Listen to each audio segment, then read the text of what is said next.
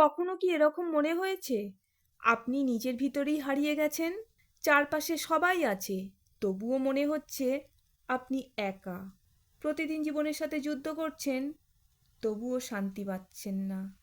ঠিক এই সময় কি করা উচিত তাই ভাবছেন তো? এখন যা বলবো তা শুধু শোনার জন্য নয়, অনুভব করার জন্য। জানেন তো, জীবনে চলার পথে প্রত্যেকটা মানুষের জীবনেই কোনো না কোনো সময় হতাশা আসে। বেঁচে থাকার অর্থটাই হারিয়ে যায়।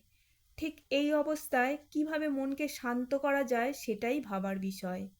এ যুগে কৃষ্ণকালী মাকে স্মরণ করে যদি অনবরত আমরা মায়ের নাম জপ করতে পারি, তাহলে সাফল্যকেও গ্রহণ করতে পারবো। এমন বিশ্বাস রয়েছে যে যে প্রতিদিন মায়ের মন্ত্র পাঠ করে তার গৃহে স্বয়ং মায়ের উপস্থিতি থাকে, শুভ শক্তি থাকে, শান্তি থাকে, আর থাকে নিজের প্রতি দৃঢ় আত্মবিশ্বাস। জীবনের যে কোনো পরিস্থিতিকেই গ্রহণ করার মতো ক্ষমতা থাকে, তা সে ভালোই হোক বা মন্দই হোক।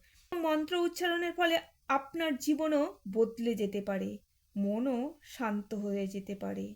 শুধু মন্ত্র উচ্চারণ করলেই হবে না, মনের গভীরে ধারণ করে তবেই এই মন্ত্র উচ্চারণ করুন। তাহলে আমরা আমাদের জীবনে যা চাই তাই লাভ করতে পারি। জয় কৃষ্ণ কালী মায়ের জয়, জয় সোনা মায়ের জয়, জয় মঙ্গলা মায়ের জয়। সবাই ভালো থাকুন, সুস্থ থাকুন, আনন্দে থাকুন, হাসি মুখে থাকুন, মায়ের নাম জপ সব সময় করুন।